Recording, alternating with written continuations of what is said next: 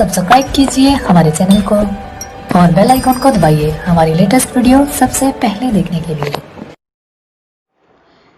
जैसा कि हम पार्ट 2 देख रहे हैं और पार्ट 1 का वीडियो आपको डिस्क्रिप्शन में दिए गए लिंक पे आप पा सकते हैं या तो हमारे चैनल पर जाकर पा सकते हैं। और हम ज़्यादा टाइम न लेते हुए हम क्लास शुरुआत करते हैं। और ये कृषि का पार्ट 2 वीडियो है, ये देखेंगे आप। कृषि खाद्यान्न के अलावा अन्य खाद्य फसलें आप देखेंगे। इससे ऊपर आप पढ़ चुके हैं, जो आप पार्ट 2 को देख सकते हैं डिस्क्रिप्शन में दिया गया लिंक में। आप अब खाद्यान्न के अलावा अन्य फसलें देखेंगे। गन्ना एक उष्ण और उपोष्ण कटिबंधीय फसल है, माने ठंडी और गर्मी दोनों में लगता है इसे। यह फसल 21 सेल्सियस से 27 सेल्सियस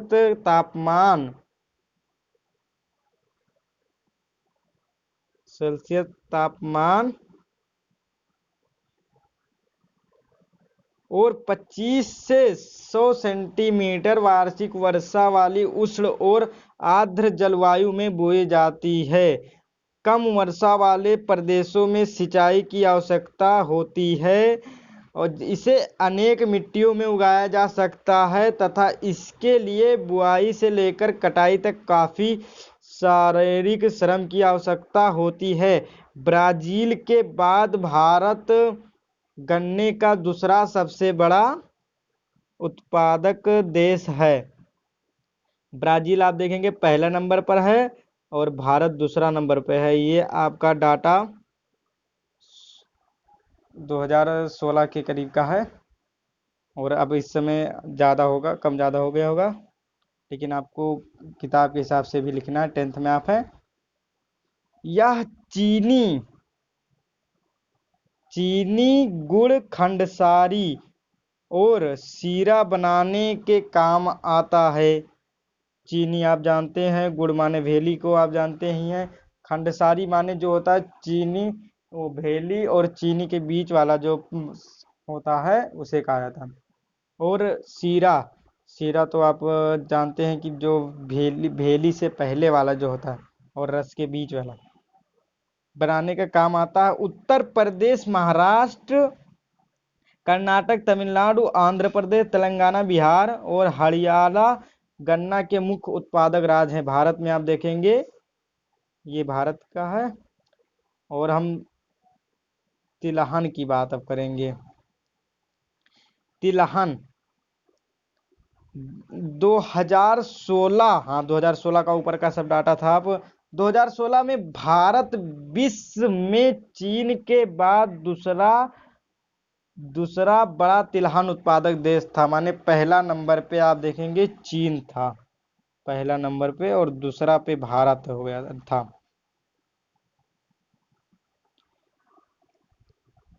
उत्पादक देश था। सन 2016 में तोरिया के उत्पादक में भारत विश्व में कनाडा और चीन के बाद तीसरा स्थान था। तोरिया के बारे में भी पढ़ेंगे।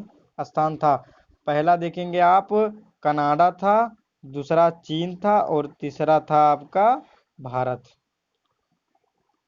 देश में कुल बोए गए क्षेत्र का 12% भाग पर कई तिलहन की फसलें उगाई जाती हैं। मूंगफली, सरसों, नारियल, तिल, सोयाबीन, आरंडी ये आपको गोड़ माने कि चोट खा जाते हैं तो उसको में लगाने काम आता है। और बिनोला भी और अलसी भी तेल का भी काम आता है और आपको खाने से इसको दिमाग भी तेज होता है। और सूरजमुखी को तेल को जानते ही हैं आप। भारत में उगाई जाने वाली मुख्य तिलहनी फसलें हैं, देखेंगे आरंडी, बिनोला, अलसी, सूरजमुखी भारत में उगाई जाने वाली मुख्य तिलहनी फसलें हैं। इनमें से अधिकतर खाद्य और खाना बनाने में प्रयोग किए जाते हैं। जैसे देखेंगे आप सूरजमुखी का तेल का बनाता है रिफाइंड, और आप देखेंगे सरसों का भी खाना बनाने में प्रयोग किया जाता है। परंतु इनमें से कुछ तेल के बीजों को साबुन प्रसाधन माने होता है श्रृंगार का सामान और उबटन उद्योग में कच्चे माल के रूप में प्रयोग किया जाता है। देखेंगे साबुन बनाने में भी तेल का काम लगता है। मूंगफली खरीफ की फसल है तथा देश में मुख्य तिलहनों के कुल उत्पादन का आधा भाग इसी फसल से है। आप देखेंगे मूंगफली का फसल से अधिक तिलहनों का करा जाता है, आधा भाग काम आता है मूंगफली। और मूंगफली के बारे में और हम पढ़ेंगे या नीचे प्राप्त होता है। गुजरात मूंगफली का प्रमुख उत्पादक राज्य है। आपसे पूछ लिया जाएगा मूंगफली का प्रमुख उत्पादक राज्य, तो आप गुजरात याद रखेंगे। और इसके अतिरिक्त राजस्थान और आंध्र प्रदेश मूंगफली के अन्य मुख्य उत्पादक राज्य हैं। राजस्थान और आंध्र प्रदेश उत्पादक राज्य अलसी और सरसों रबी की फसलें हैं। आप देखेंगे तिलहन में अलसी और सरसों रबी की फसलें। तिल उत्तरी भारत में खरीफ की फसल है। आप देखेंगे तिल उत्तरी भारत में खरीफ की फसल है और दक्षिणी भारत में रबी की। अब वाह लो, आप देखेंगे उत्तरी भारत में आप देखेंगे बरसात के सीजन में बोया जाता है और यही दक्षिणी भारत में ठंडी के सीजन में बोया जाता है। अब आप देखेंगे आरंडी खरीफ और रबी दोनों ही फसल ऋतुओं में बोया जाता है। आपको दे दिया जाएगा आरंडी दे दिया जाएगा और एमसीक्यू में पूछ सकते हैं कि पहला खरीफ लिख देंगे, दूसरा रबी लिख देंगे और तीसरा खरीफ और रबी लिख देंगे और चौथा कुछ नहीं लिख देंगे, तो आप सोचेंगे कि किसी में से एक का होगा। अगर नहीं याद होगा और आप पढ़े होंगे तो खरीफ और रबी दोनों का फसल है। और आप देखेंगे चाय की खेती रोपड़ कृषि का एक उदाहरण है। यह एक महत्वपूर्ण पेय पदार्थ की फसल है जिसे शुरुआत में अंग्रेज भारत लाए और आज अधिकतर चाय बागानों के मालिक भारतीय हैं। चाय का पौधा उष्ण और उपोष्ण कटिबंधीय जलवायु ह्यूमस और जीवांश युक्त गहरी मिट्टी सुगम जल निकास वाले ढालवा क्षेत्र में भलीभांत उगाया जाता है। ह्यूमस माने कि आप समझ लीजिए कि पत्तियों को सड़ने के और गलने के बाद जो खाद बनता है उसी, और जीवाश्म भी कह सकते हैं उसी का मिट्टी में मिलने के बाद जो जीव उसको खाकर खाद में बदल देते हैं। भली बात उगाया जाता। चाय की झाड़ियों को उगाने के लिए वर्ष भर कोष्ण नम और पाला रहित जलवायु की आवश्यकता होती है। वर्ष भर समान रूप से होने वाली वर्षा की बौछारें इसकी कोमल पत्तियों के विकास में सहायता देती हैं। आप पूछ सकते हैं कि चाय की कोमल पत्तियों की सहायता कौन देता है, तो आप लिख सकते हैं वर्षा की बौछारें माने वर्ष भर होने वाली समान रूप से। चाय एक श्रम सघन उद्योग है। श्रम सघन, अब देख इसके लिए प्रचुर मात्रा में सस्ता और कुशल श्रम चाहिए और इसकी ताजगी बनाए रखने के लिए चाय की पत्तियां बागान में ही संसाधित की जाती हैं। चाय के मुख्य उत्पादक क्षेत्रों में असम, पश्चिमी बंगाल में दार्जिलिंग और जलपाईगुड़ी।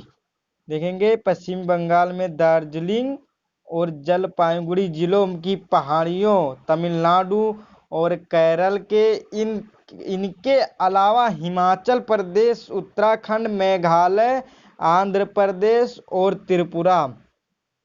त्रिपुरा, मेघालय, उत्तराखंड और आंध्र प्रदेश आदि राज्यों में भी चाय उगाई जाती है।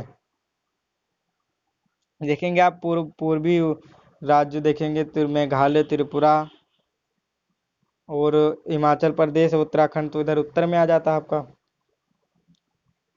और सन 2016 में भारत भारत विश्व में चीन के बाद चाय का सबसे बड़ा उत्पादक देश था। दूसरा, पहला नंबर पे चीन था, 2016 का डाटा है आपका। और दूसरे नंबर पर माने भारत था। आप अगर आप डाटा लिख रहे हैं तो आप जैसे 1 नंबर या 2 नंबर का सवाल है तो आप अगर याद रहे आपको तो आप जरूर लिखें, सन को लिख दें, ताकि जो आपका कॉपी चेक करने वाला है तो वो सोचेगा कि बच्चे ने बढ़िया से पढ़ा है। नहीं तो इस समय जैसे कि सन बदलने के साथ साथ डाटा भी बदलता रहता है, लेकिन आपको डाटा सन का याद रहेगा तो बहुत बढ़िया लगेगा। लिखेंगे आपको तो आपका जो एग्जामिनर देखेगा तो सोचेगा कि बच्चे ने बढ़िया से पढ़ा है। वैसे एग्जामिनर भी नहीं इतना ख्याल नहीं करते हैं, आप लिख सकते हैं जैसे दूसरा देश था तो दूसरा आप लिख सकते हैं। कॉफी आप देखेंगे, कॉफी, भारतीय कॉफी अपनी गुणवत्ता के लिए विश्वविख्यात है। हमारे देश में अरेबिक किस्म की कॉफी पैदा की जाती है। देखेंगे भारत में अरेबिक किस्म की जो आरंभ में यमन से लाई गई थी। इस किस्म की कॉफी की विश्व भर में अधिक मांग है और इसकी कृषि की शुरुआत बाबा बुदन पहाड़ियों से हुई और आज भी इसकी खेती नीलगिरी की पहाड़ियों के आसपास कर्नाटक, केरल और तमिलनाडु में की जाती है। बाबा बुदन पहाड़ी याद रखेंगे, नीलगिरी की पहाड़ियों के आसपास जैसे कर्नाटक, केरल, तमिलनाडु में की जाती है। और अपने भारत देश में अरेबिक किस्म की खेती बोई जाती है, जो कब लाया गया था, माने कहाँ से लाया गया था, यमन देश से। यमन देश का आप हातिम ताई के बारे में कहानी जरूर सुने होंगे। बागवानी फसलें, सन 1816 में 2016 में सॉरी 16 में भारत विश्व में सबसे भारत का विश्व में फलों और सब्जियों के उत्पादन में चीन के बाद दूसरा स्थान था। आप चाय में भी देखिए दूसरा स्थान था और चीन के बाद, और इसमें भी आप दोनों में बराबर है। दूसरा स्थान था। भारत उष्ण और शीतोष्ण कटिबंधीय दोनों ही प्रकार के फलों का उत्पादक देश है। भारतीय फलों जिसमें महाराष्ट्र, आंध्र प्रदेश, तेलंगाना, उत्तर प्रदेश, पश्चिमी बंगाल के आम, देखेंगे ये सब आम वाले फसलें हैं। आम कहाँ कहाँ, महाराष्ट्र में, आंध्र प्रदेश, तेलंगाना, उत्तर प्रदेश, पश्चिमी बंगाल में आम, और नागपुर और चेरापूंजी मेघालय के संतरे। देखेंगे नागपुर, चेरापूंजी जो मेघालय में है, यहाँ के संतरे सबसे बढ़िया। केरल और मिजोरम, महाराष्ट्र और तमिलनाडु के केले। आप देखेंगे केला जो है केरल, मिजोरम, महाराष्ट्र, तमिलनाडु। अब उत्तर प्रदेश और बिहार की लीची, लीची दे सकते हैं उत्तर प्रदेश और बिहार की लीची। मेघालय के अनानास, मेघालय में अनानास होता है, आप याद रखिए। आंध्र प्रदेश, तेलंगाना और महाराष्ट्र के अंगूर, अंगूर जो है आंध्र प्रदेश, तेलंगाना, महाराष्ट्र के। तथा हिमाचल प्रदेश, जम्मू कश्मीर के सेब, हिमाचल प्रदेश और जम्मू कश्मीर के सेब। नाशपाती, खुबानी और अखरोट। अच्छा, हिमाचल प्रदेश में देखेंगे, हिमाचल प्रदेश और जम्मू कश्मीर, और एक लद्दाख भी हो गया, जहां देखेंगे नाशपाती, खुबानी, अखरोट विश्व भर में बहुत मांग है। माने भारत से ही विश्व में जाता है, इसका मतलब। भारत का मटर, फूल गोभी, प्याज और बंद गोभी, टमाटर, बैगन और आलू में उत्पादन में प्रमुख स्थान है। अब देखेंगे कौन सा है, क्या कुछ छूटा तो नहीं है। जो मलबरी पेड़ की हरी पत्तियों पर पलता है और रेशम। अब आप देखेंगे आखाद्य फसलें,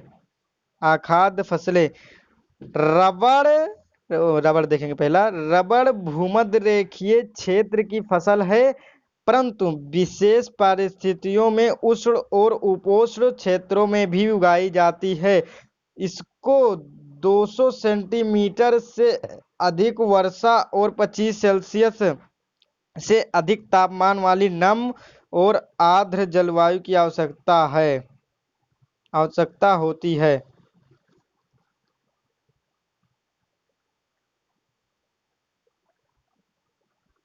रबड़ एक महत्वपूर्ण कच्चा माल है जो उद्योगों में प्रयुक्त होता है, और इसे मुख्य रूप से केरल, तमिलनाडु, कर्नाटक, रबड़ को आप देखेंगे उत्पादक क्षेत्र केरल, तमिलनाडु, कर्नाटक, अंडमान निकोबार द्वीप समूह और मेघालय के में गारो पहाड़ियों में उगाया जाता है। मेघालय में गारो पहाड़ियां है, याद रखिए आप। अगर मैप में दे सकता है गारो पहाड़ियां कहाँ है तो आप को याद होगा तो आप मेघालय में कहीं दर्शा सकते हैं। उन वस्तुओं की सूची बनाइए जो रबड़ से बनती हैं और हम इनका प्रयोग करते हैं। रबड़ से जैसे टायर बनता है आपका, और रबड़ रबड़ एक तो मिटाने वाला भी बनता है, और पहले अब भी पॉलिशर मशीन में भी रबड़ लगता था, जिससे जो धान कूटते हैं उसमें, और अधिक अधिक जगह लगता है। रेशेदार फसल है आप देखेंगे कपास, जूट, सन, प्राकृतिक रेशम भारत में उगाई जाने वाली 4 मुख्य रेशेदार फसलें हैं। देखेंगे पहला है कपास, दूसरा जूट, तीसरा सन और प्राकृतिक रेशम। और इनमें से पहली 3 मिट्टी में फसल उगाने से प्राप्त होता है, और चौथा रेशम कीड़े के कोकून से प्राप्त होता है। रेशम आप देखेंगे जो कोकून से प्राप्त होता है। अब आप देखेंगे कोकून के बारे में।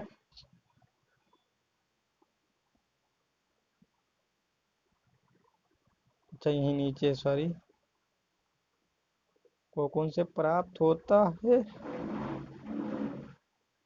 को तो इसमें समझ में नहीं आ रहा। जो मलबरी की पेड़, अच्छा, जो मलबरी पेड़ की हरी पत्तियों पर पलता है। रेशम उत्पादन के लिए रेशम की कीड़ों का पालन रेशम उत्पादन या सेरीकल्चर कहलाता है। आप देखेंगे रेशम उत्पादन ही लिख देंगे तब भी हो जाएगा, और सेरीकल्चर आप इंग्लिश में जानते हैं तो बढ़िया लिख लेंगे तब भी। और मलबरी की पेड़ पर अधिक देखेंगे मलबरी का भी। और क्लास 7th में आपने पढ़ा था, एक था सहतूत नाम का पेड़ था, सहतूत, उस पे भी पढ़ा लिख सकते हैं आप। और सेरीकल्चर तो आप लिख सकते हैं, चाहे रेशम कीड़ का पूता है तो रेशम की उत्पादक का लिख सकते हैं आप, लिखा ना उत्पादन। अब देखेंगे कपास के बारे में। कपास भारत को कपास के पौधे का मूल स्थान माना जाता है। सूती कपड़ा उद्योग में कपास एक मुख्य कच्चा माल है, और कपास उत्पादन में भारत का विश्व में चीन के बाद दूसरा स्थान है। देखेंगे चीन के बाद चाय में भी था, और बागवानी फसलें में भी था, और इसमें भी दूसरा स्थान। 2016 का डाटा है ये, आप देख लीजिए, याद रखिएगा। ढक्कन पठार के शुष्कतर भागों में काली मिट्टी, ढक्कन पठार के शुष्क काली मिट्टी कपास उत्पन्न के लिए उपयुक्त मानी जाती है। इस फसल को उगाने के लिए उच्च तापमान, हल्की वर्षा या सिंचाई, 2010 पाला रहित दिन और खिली धूप की आवश्यकता होती है। 2210 दिन माने आप सोच सकते हैं 7 तरीके 21, 7 महीने, कम से कम 7-8 महीने। यह खरीफ की फसल है। अब याद रखिए कपास किसकी फसल है, खरीफ। और इसे पककर तैयार होने में 6 से 8 महीने लगते हैं। महाराष्ट्र, गुजरात, मध्य प्रदेश, कर्नाटक, आंध्र प्रदेश, तेलंगाना, तमिलनाडु, पंजाब, हरियाणा, उत्तर प्रदेश कपास के मुख्य उत्पादक राज्य हैं। देखेंगे महाराष्ट्र, गुजरात, मध्य प्रदेश, कर्नाटक, आंध्र प्रदेश, तेलंगाना और तमिलनाडु, पंजाब, हरियाणा, उत्तर प्रदेश कपास के मुख्य उत्पादक राज्य हैं। अब आप जूट के बारे में देखेंगे। जूट को सुनहरा रेशा कहा जाता है। सुनहरा रेशा किसे कहा जाता है, अब याद रखेंगे, सुनहरा रेशा जूट को कहा जाता है। जूट की फसल बाढ़ के मैदानों में जल निकास वाली उर्वरक मिट्टी में उगाई जाती है, जहां हर वर्ष बाढ़ से आई नई मिट्टी जमा होती है। आप चैप्टर 1 में देख चुके हैं, खांदर तथा बांगर, वही बताएगा। और इसके बढ़ने का समय उच्च तापमान की आवश्यकता होती है। पश्चिम बंगाल, बिहार, असम और उड़ीसा तथा मेघालय जूट के मुख्य उत्पादक राज्य हैं। जूट के मुख्य उत्पादक राज्य आप देखेंगे, पश्चिम बंगाल, बिहार, असम, उड़ीसा तथा मेघालय जूट के मुख्य उत्पादक राज्य हैं। और इसका प्रयोग बोरियां, चटाई, रस्सी, तंतु व धागे, गलीचे और दूसरी दस्तकारी की वस्तुएं बनाने में किया जाता है। इसकी उच्च लागत के कारण और कृत्रिम रेशों और पैकिंग सामग्री, विशेषकर नायलॉन की कीमत कम होने के कारण बाजार में इसकी मांग कम हो रही है। माने नायलॉन सस्ता पड़ता है और ये महंगा पड़ता है, इसलिए कम हुई। प्रौद्योगिकी और संस्थागत सुधार। जैसा कि पहले बताया गया है कि भारत में कृषि हजारों वर्षों से की जा रही है, परंतु प्रौद्योगिकी और संस्थागत परिवर्तनों के अभाव में लगातार भूमि के प्रयोग से कृषि का विकास अवरुद्ध हो रहा है। लगातार भूमि के प्रयोग से तथा इसकी गति मंद हो रही है, माने स्लो हो रही है। सिंचाई के साधनों का विकास होने के उपरांत भी देश के एक बहुत बड़े भाग में अभी भी किसान खेती बाड़ी के लिए मानसून और भूमि की प्राकृतिक उर्वरता पर निर्भर हैं। बढ़ती हुई जनसंख्या के लिए यह एक महत्वपूर्ण चुनौती है, माने चुनौती है। 60% से भी 60% से भी अधिक लोगों को आजीविका प्रदान करने वाली कृषि में कुछ गंभीर तकनीकी एवं संस्थागत सुधार लाने की आवश्यकता है। स्वतंत्रता के तत्पश्चात देश में संस्थागत सुधार करने के लिए जोतों की चकबंदी, माने खेतों की कह सकते हैं चकबंदी, या सहकारिता तथा जमींदारी आदि समाप्त करने को प्राथमिकता दी गई। प्रथम पंचवर्षीय योजना में भूमि सुधार मुख्य लक्ष्य था। आपसे पूछा जा सकता है कि प्रथम पंचवर्षीय योजना में क्या मुख्य लक्ष्य था, तो आप अगर पढ़ें तो आप लिख सकते हैं कि भूमि सुधार मुख्य लक्ष्य था।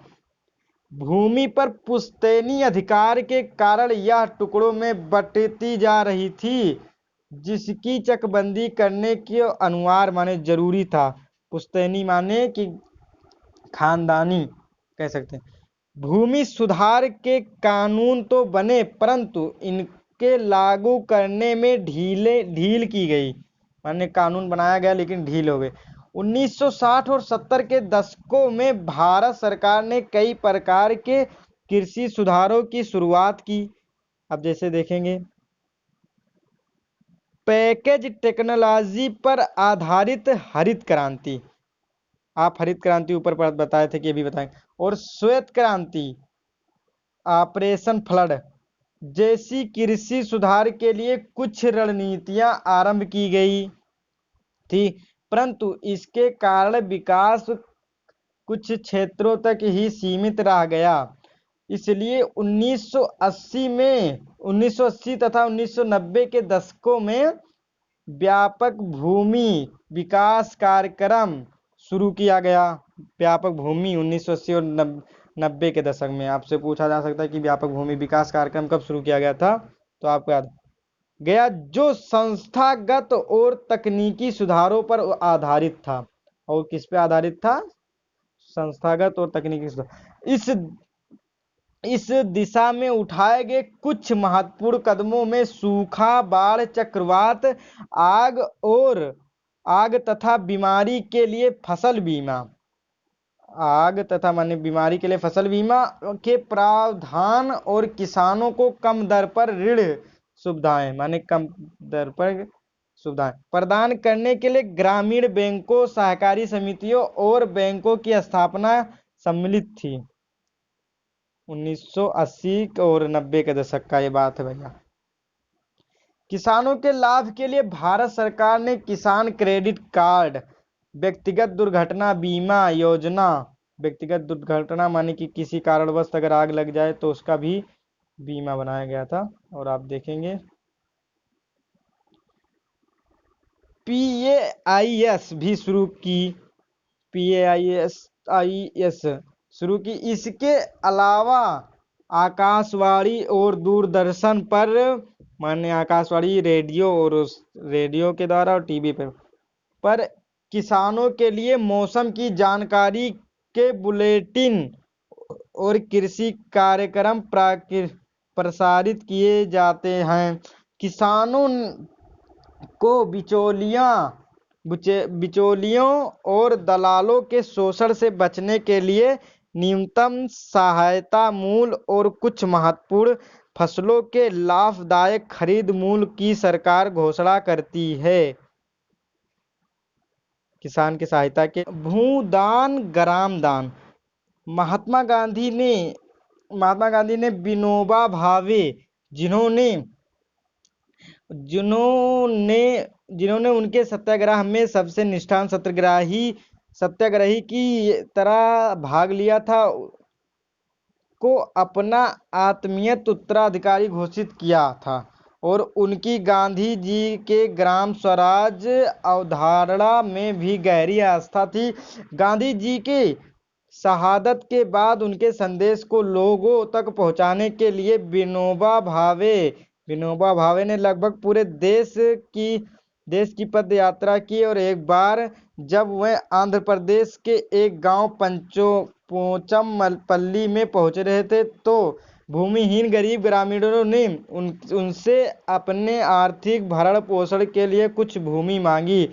विनोबा भावे ने उनसे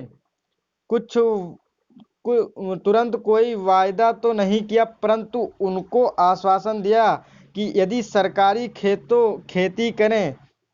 खेती करें तो भारत सरकार से बात करके उनके लिए जमीन मुहैया करवाएं। अचानक श्री रामचंद्र रेड्डी उठ खड़े हुए और उन्होंने 80 भूमिहीन ग्रामीणों को 80 एकड़ भूमि बांटने की पेशकश की और इसे भूदान के नाम से जाना जाता है। देखेंगे भूदान। अचानक रामचंद्र रेड्डी उठ खड़े हुए और 80 एकड़ भूमिहीन ग्रामीणों को 80 एकड़ भूमि बांटने का पेशकश की और भूदान के नाम से जाना जाता है। बाद में विनोबा भावे ने यात्राएं की और अपना यह विचार पूरे भारत में फैलाया। कुछ जमींदारों ने जो अनेक गांवों के मालिक थे, भूमिहीनों को पूरा गांव देने की पेशकश भी की और इसे ग्राम दान कहा गया। ग्राम दान और भूदान के बारे में आप देख लीजिए। परंतु कुछ जमींदारों ने तो भूमि सीमा कानून से बचने के लिए अपनी भूमि का एक हिस्सा दान किया था। विनोबा भावे द्वारा शुरू किए गए भूदान ग्राम आंदोलन में रक्तहीन क्रांति के नाम से भी जाना जाता है। रक्तहीन क्रांति के जनक कौन है आप देख सकते हैं, विनोबा भावे। और अब हम शुरुआत करेंगे कृषि की राष्ट्रीय अर्थव्यवस्था, रोजगार और उत्पादन में योगदान। कृषि भारतीय अर्थव्यवस्था की रीढ़ की हड्डी रही। सकल घरेलू उत्पाद में कृषि के योगदान का अनुपात 1951 से लगातार घटने के उपरांत 2010-11 में देश की लगभग 52% जनसंख्या के लिए रोजगार और आजीविका का साधन थी। कृषि का सकल घरेलू उत्पाद में घटता अंश गंभीर चिंता का विषय है, क्योंकि कृषि में किसी भी प्रकार की गिरावट और पर प्रगतिरोध अर्थव्यवस्था के लिए अन्य क्षेत्रों में गिरावट लाएंगे, जो समाज के लिए व्यापक निहितार्थ हैं। कृषि के महत्व को समझते हुए भारत सरकार ने इसके आधुनिकीकरण के लिए भरसक प्रयास किए हैं। भारतीय कृषि में सुधार के लिए भारतीय कृषक अनुसंधान परिषद व कृषि विश्वविद्यालयों की स्थापना, पशु चिकित्सा सेवाएं और पशु प्रजनन केंद्र की स्थापना की गई। बागवानी फसलें विकास, मौसम विज्ञान और मौसम के पूर्वानुमान के क्षेत्रों में अनुसंधान और विकास की वरीयता दी गई। ज्ञात करें कि भारतीय किसान अपने बेटे को किसान क्यों नहीं बनाना चाहते हैं। क्योंकि इसलिए नहीं बनाना चाहते हैं ताकि बच्चे उनके बहुत बहुत से मिडिल क्लास किसानों को दिक्कत पड़ता है, जब वर्षा नहीं होती है तो उनके खेत माने खराब हो जाता है, फसल या भूखमरी के माने सूखा के कारण भी खराब हो जाता है, तो भूखमरी उनके यहाँ पैदा हो जाता है। इसीलिए वो सोचते हैं हमारे बच्चे इसमें ना जूझें। तालिका 4.1 से स्पष्ट होता है कि पिछले वर्षों में सकल घरेलू उत्पाद में वृद्धि हुई है, परंतु इससे देश में पर्याप्त मात्रा में रोजगार के अवसर उपलब्ध नहीं हो रहे हैं। कृषि में विकास दर कम हो रही है, जो कि एक चिंताजनक स्थिति है। देश के लिए चिंताजनक स्थिति क्या है? कृषि में विकास दर कम होना। और वर्तमान में भारतीय किसान को अंतर्राष्ट्रीय प्रतिस्पर्धा से एक बड़ी चुनौती का सामना कृषि सेक्टर में विशेष रूप से करना पड़ रहा है। रासायनिक उर्वरकों पर सहायकी काम करने से उत्पादन लागत बढ़ रही है। इसके अतिरिक्त कृषि उत्पादों पर आयात कर घटाने से भी कृषि पर हानिकारक प्रभाव पड़ा। किसान कृषि में पूंजी निवेश कम कर रहे हैं और जिसके कारण कृषि में रोजगार घट रहा है। देश के अनेक राज्यों में किसान आत्महत्याएं क्यों कर रहे हैं? किसान अनेक समस्याओं से जूझ रहे हैं। कृषि भूमि घट रही है, तो क्या हम रोजगार के वैकल्पिक अवसरों के बारे में सोच सकते हैं? क्यों काहे नहीं। वैश्वीकरण का कृषि पर प्रभाव। वैश्वीकरण कोई नई घटना नहीं है, उपनिवेश काल में भी यही स्थिति मौजूद थी। 19वीं शताब्दी में जब यूरोपीय व्यापारी भारत आए तो उस समय भी भारतीय मसाले विश्व के विभिन्न देशों में निर्यात किए जाते थे और दक्षिणी भारत में किसानों को इन फसलों को उगाने के लिए प्रोत्साहित किया जाता था। आज भी गर्म मसाले भारत से निर्यात किए जाने वाली मुख्य वस्तुओं में शामिल हैं। ब्रिटिश काल में अंग्रेज व्यापारी भारत के कपास क्षेत्र की ओर आकर्षित हुए और भारतीय कपास को ब्रिटेन में सूती वस्त्र उद्योग के लिए कच्चे माल के रूप में निर्यात किया गया। मैनचेस्टर और लिवरपूल में सूती वस्त्र उद्योग मैनचेस्टर और लिवरपूल भारत में पैदा होने वाली उत्तम किस्म की कपास की उपलब्धता पर फली फूली। आपने 1917 में बिहार में हुए चंपारण आंदोलन के बारे में पढ़ा होगा। इसकी शुरुआत इसलिए हुई कि इस क्षेत्र में किसानों पर नील की खेती करने के लिए दबाव डाला गया था। नील ब्रिटेन में सूती वस्त्र उद्योगों के लिए कच्चा माल था और ये किसान इसलिए भड़के क्योंकि उन्हें अपने उपभोग के लिए अनाज उगाने से मना कर दिया गया था। 1990 के बाद वैश्वीकरण के तहत भारतीय किसानों को नई चुनौतियों का सामना करना पड़ा है। चावल, कपास, रबड़, चाय, कॉफी, जूट और मसाले का मुख्य उत्पादक होने के बावजूद भारतीय कृषि विश्व के विकसित देशों से स्पर्धा करने में असमर्थ है। क्यों अब देखेंगे, अगर पूछ सकता है कि क्यों असमर्थ है, क्योंकि उन देशों में कृषि को अत्यधिक सहायिकी दी जाती है। सबसे बड़ा बात यह है। और आगे देखेंगे, आज भारतीय कृषि दोहराहे पर है। भारतीय कृषि को सक्षम और लाभदायक बनाना है तो सीमांत और छोटे किसानों की स्थिति सुधारने पर जोर देना होगा। हरित क्रांति ने लंबा चौड़ा वायदा किया, परंतु आज कई विवादों से घिरी है। यह आरोप लगाया जाता है कि हरित क्रांति के दौरान रसायनों के अधिक प्रयोग, जलाभृतों के सूखने और जैव विविधताओं विलुप्त होने के कारण भूमि का निम्नीकरण हुआ। आज जीन क्रांति आप देखिए, संकेत शब्द है जिसमें जेनेटिक इंजीनियरी सम्मिलित है। माने जीन क्रांति में जेनेटिक इंजीनियरी सम्मिलित है। और पहले और ऊपर पढ़ लें तो बताएं आप। जेनेटिक इंजीनियरी देखेंगे।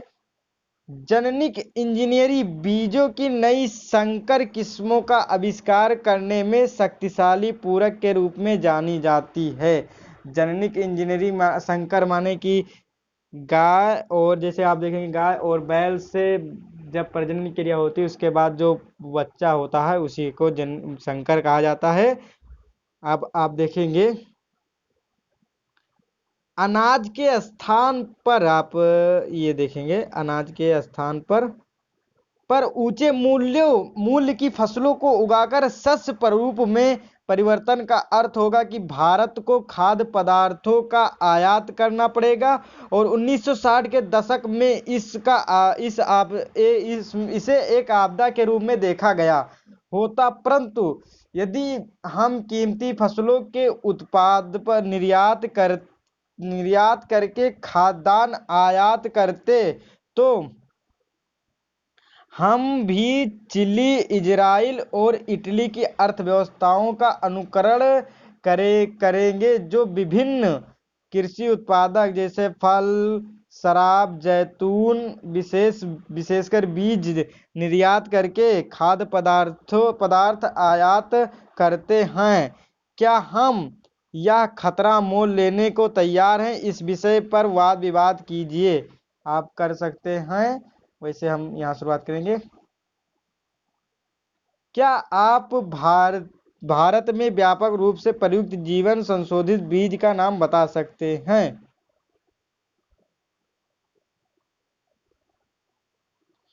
अब आप देखें, वास्तव में ऑर्गेनिक लिखा है, कार्बनिक कृषि का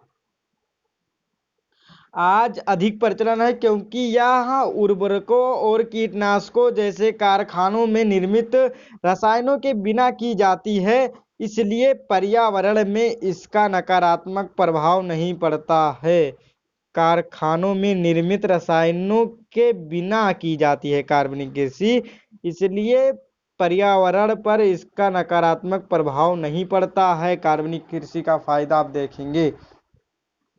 कुछ अर्थशास्त्रियों का यह भी मानना है कि बढ़ती जनसंख्या के कारण घटते आकार में जोतों पर यदि खाद्यान्नों की खेती ही होती रही तो भारतीय किसानों का भविष्य अंधकारमय भारतीय किसानों का भविष्य अंधकारमय। भारत में लगभग 83.3 करोड़ लोग 83.3 करोड़ लोग लगभग 25 करोड़ हेक्टेयर भूमि पर निर्भर हैं और इस प्रकार एक व्यक्ति के हिस्से में औसतन आधा हेक्टेयर से भी कम कृषि भूमि आती है।